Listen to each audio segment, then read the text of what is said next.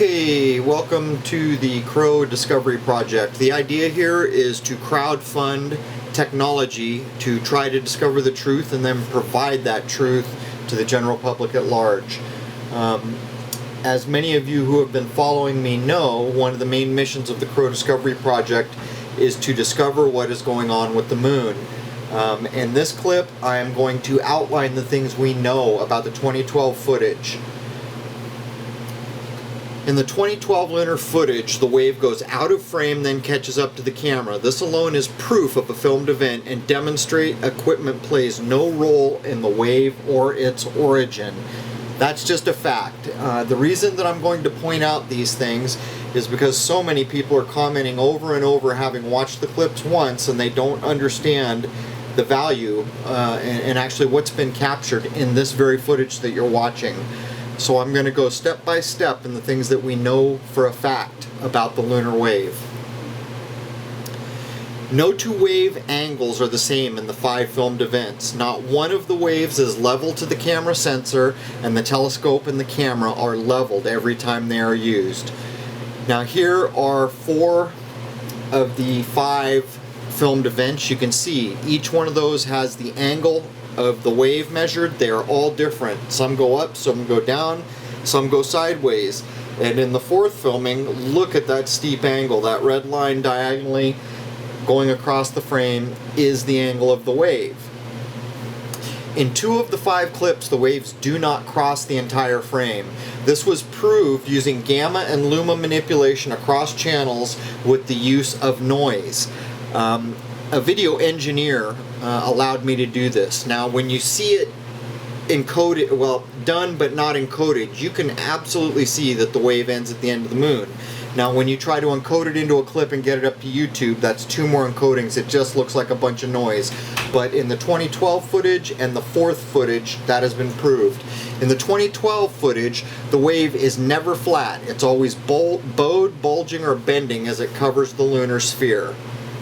Now here's a grid that is angled to the precise angle of the wave, and what you will notice is that wave is never flat or straight. As a matter of fact, it bends one way at the bottom, and as it goes over the top it bends another way, and as it hits the top of the lunar sphere, you can actually see the outer edges pass up the middle, catching up to it. This is 50% speed, by the way, and just watch the wave for a second as compared to the grid. Okay, next up. In the 2012 footage, additional evidence was found in 2014 in the form of an energy pulse and a sweeping motion showing the wave wrap around the sphere of the moon. 4 seconds after the wave begins, a shadow is seen on the same side as the energy pulse. There are other clips where I break down the shadow. At first I thought that shadow was a bird, now I'm not so sure. I have tried to demonstrate that I believe it's a shadow on the face of the moon. So look at the bottom of the frame here, and what you're going to see is the pulse that hits as the wave starts, and you can clearly see it is wrapping around a round spherical object.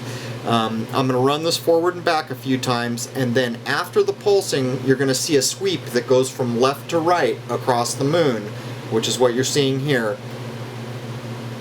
I'll slow this down to 50% speed and we'll view it one more time.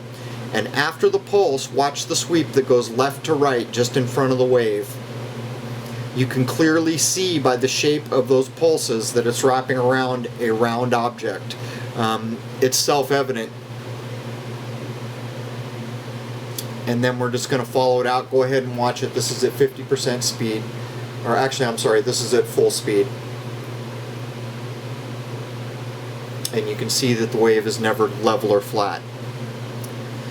The evidence covered so far has been viewed by many thousands of viewers. Among those who have come to the conclusion that the 2012 footage is a filmed event and local to the moon are the following list. And this is only a partial list. The big people on this list to me are an engineer who designed CCD chips for cameras, and 2 camera repair guys, and the engineer. As a matter of fact, the physicist was a big deal too. He had quite a bit to say. Unfortunately, people are just not ready to come on film and let people know who they are and give their opinion on this, which I totally understand. Okay, lastly, folks ask how come no one else has filmed the lunar event, and while I cannot answer this definitively, I can make the following comments. The amount of time it takes to catch the wave is insane. The first time we filmed it in 2012, it was fall time. We filmed straight through as often as we could until spring of 2014, and we saw no waves. All the other waves that we've captured to date happened in the spring of 2014, so nearly a couple years going by there. The other reasons that I think might contribute to this is very few people film or watch a full moon because it's boring. If you want to see interesting things on the moon, you do it when it's in phases. You know, you need those shadows so that you can see the mountains and the craters well. I also suspect that people may see this and think it's equipment malfunction, which is exactly what I did when I filmed this. I looked at the clip over and over, and finally after about a week and a half, 2 weeks, I deleted the clip, came back a day or two later and restored it, at which point I realized the camera pan proved it was not equipment malfunction. Lastly, the first time we filmed this, the whole event lasted 16 seconds.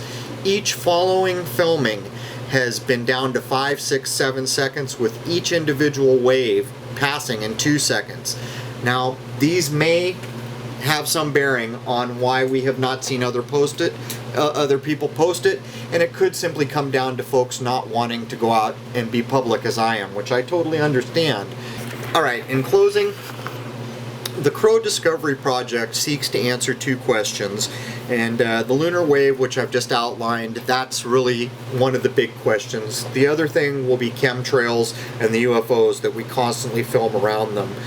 The idea here is to use crowdsourced funding so that a lot of people give a little bit, and we can get the technology we need to try to find out the truth when there's so much technology brought to bear preventing us from knowing the truth. Now, if you're interested in supporting this project, in the description of this video you will find 2 links to PayPal and Indiegogo, and I thank you all. Cheers.